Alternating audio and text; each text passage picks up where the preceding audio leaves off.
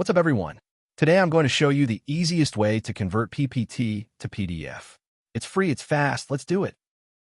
Just Google PPT to PDF MiConvert.com and you'll find the converter right at the top.